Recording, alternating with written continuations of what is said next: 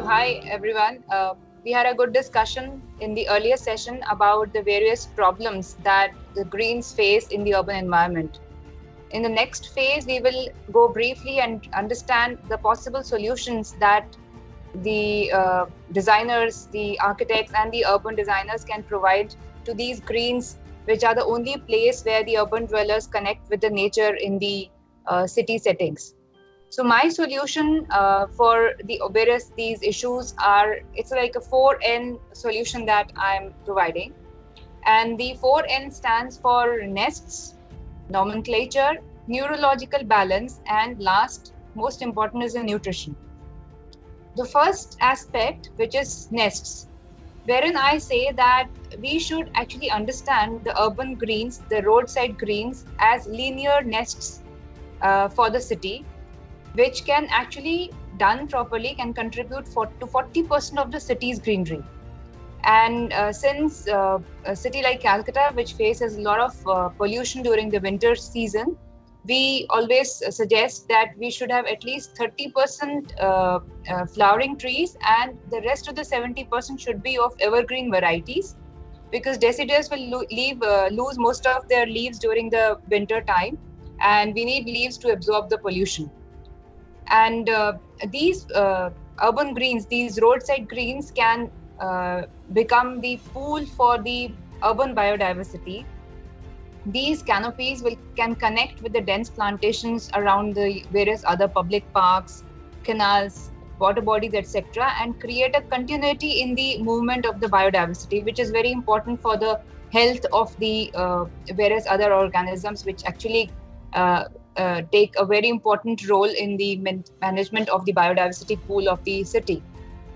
And unfortunately, we are seeing that the new cities which are being developed on the outskirts of central Calcutta, they are being planned, designed with only some 10-15% of formal green space, which we say is very less.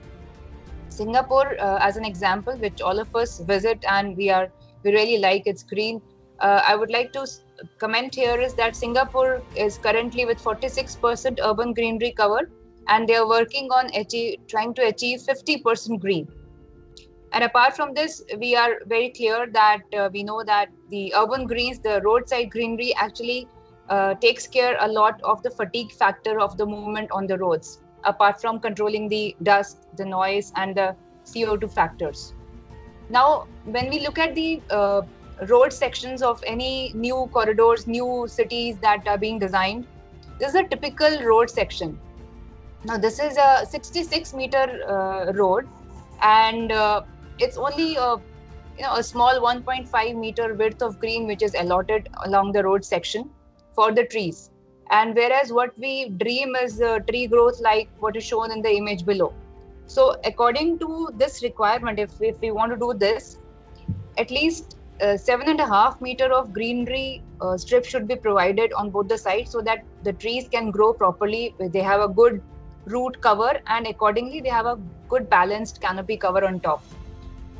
But because of the pressure of the infrastructure and various other lines, this becomes really difficult in the current conditions to achieve. And so there are other solutions, mechanical solutions, technical solutions, which can be taken up for this problem. The problem is of how to provide the space for the roots. So there are technical solutions in the form of root cells or silver cells. See, basically the idea is that the roots will grow in the direction where they get flooring, where they get water, where they get nutrition. So a type of flooring which can allow percolation of water is the basic requirement for the solution.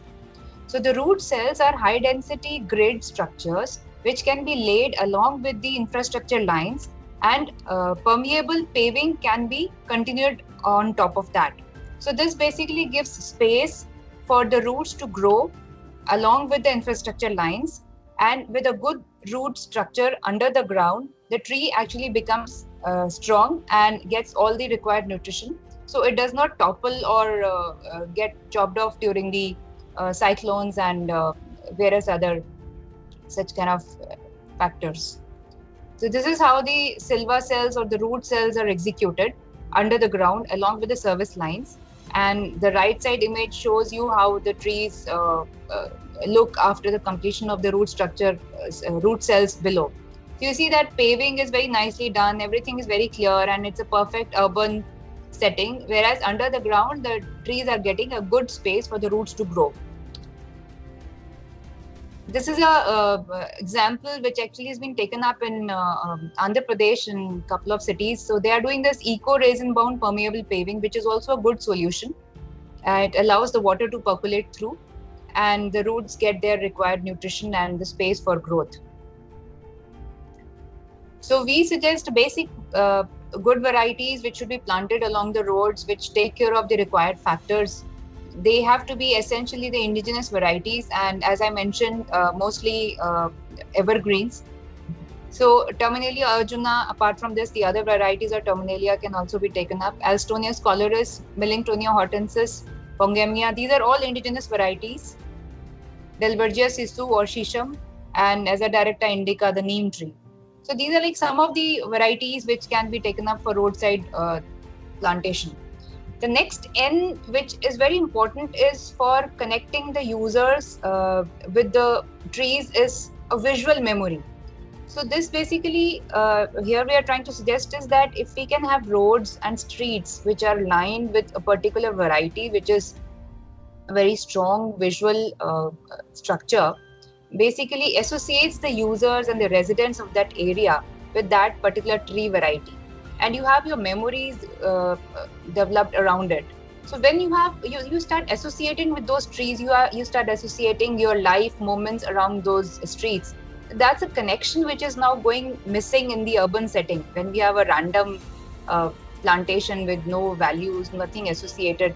So these urban greenery, one aspect is of course the environmental factors, but till we really develop association of individuals with these trees, the entire cycle does not get completed. So I very strongly suggest that we should have, maybe we have some palm avenues, we have neem avenues, we have, this is main arterial road which has got Teobia rosea, and we very fondly call it cherry blossom avenue, because the pink flowers which come on it around the holy time is something a beautiful sight for everyone to watch. Such kind of visual associations are very important for that desired connection. Sorry. And also other varieties which we can associate for as visual memory are the Ashoka tree, the silk cotton tree, and Bakul, of course, is very favorite of all the Calcutta people, and the royal palms. These should, it's not just that only one variety should be planted, but a mix with these as the dominant variety should be done, and it creates a very nice connect for the users. The third N factor is the neurological effect of the trees. So I'll not go much into detail of this because this is a very elaborate chapter in itself. But just to basically introduce, trees have got very strong effect on the neurological development of the city dwellers. Well, the adults, the kids, they have 3 times better development. Their physical, mental, IQ, EQ, all those factors, and there are very good studies available, and it's a proven fact now. City greens reduce the urban stress. They improve the urban happiness index, which has now become a very important factor in which the various other companies, the investing companies or the ones who want to develop their infrastructure in different cities. So they actually select a city on the basis of the urban happiness index of that locality or of that region. Trees offer the sounds of nature in the city, the chirping of the birds, the fluttering of the butterflies, and even the rustling of the dry leaves. These are very important sounds of nature which are got to us only by these trees. And of course, we all know the pollution and the noise and the dust factors that they control. So all of these together contribute to the neurological effects of the trees. Some of the tree varieties which are very closely associated with mental development are the Tamarindus indica, the imli tree, and the jarul tree, Mangifera, the mango tree, and again Terminalia arjuna, the arjun tree, Palash, It's supposed to actually help improve your eyesight, as well as helps improve your neurological connection inside the mind. And also the ball tree, the Calophyllum and Calophyllum Inophyllum tree. And last in factor, which is actually the most important, is the nutrition and nurture. See, what happens is that a lot of parks are developed, a lot of tree plantations happens every year, and we see in the newspaper that post Amphan, so many thousand trees have been planted, so many NGOs are participating. So everywhere we hear about trees being planted. But what happens after that? For the trees particularly, the first 3 years are very, very crucial. It's just like any small child, till he comes to the age of let's say 10 or 11. What kind of environment the child gets, what kind of nutrition the child gets, is actually going to control his life in the rest of the years.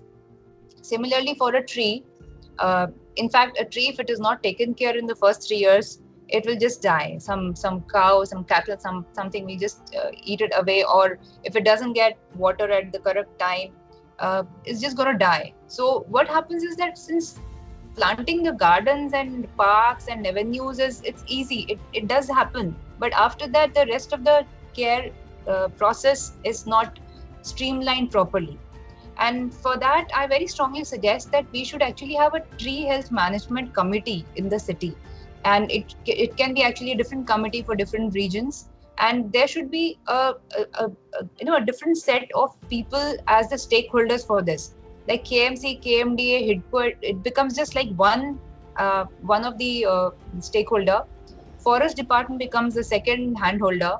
Professionals like landscape architects are the third ones. The fourth is the NGO, fifth is activists, and sixth is citizens.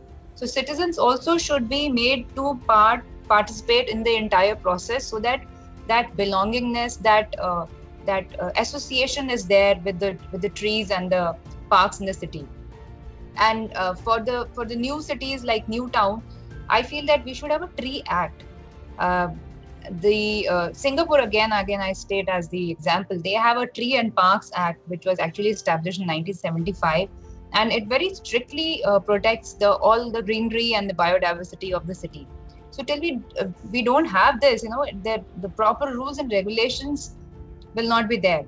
So that is a must thing. And the Tree Act should have under it setting up of a tree authority, and it should have a master plan for the regeneration and preservation of what is there. They should do a tree census every year for whatever stock is there, and a mandatory tree plantation in every locality should be there, which actually kind of which comes from the master plan, which gives an idea as to which area should be developed in what lines. Suppose there's a community park, then maybe a 20%, 25% of area should be just earmarked for urban forestry. And then there are small area for children's play area, and how the rest of the area gets done, because seasonal flowers, everything is very important. Fruit trees, all these are very important aspects for a city life. So what we normally see, a park being done by the whichever municipal authority, we generally see loads of electrical lights being put, couple of swings here and there, and some shrub plantation, and that's it. But whereas all these small little lung spaces are actually very, very important and should be looked at very seriously. So I think all these aspects that I've discussed are just a basic guideline for what all should be done. These aspects should be taken in detail and developed, so that we have enough of green for the Calcutta city to be a happy city to live and survive in. Thank you.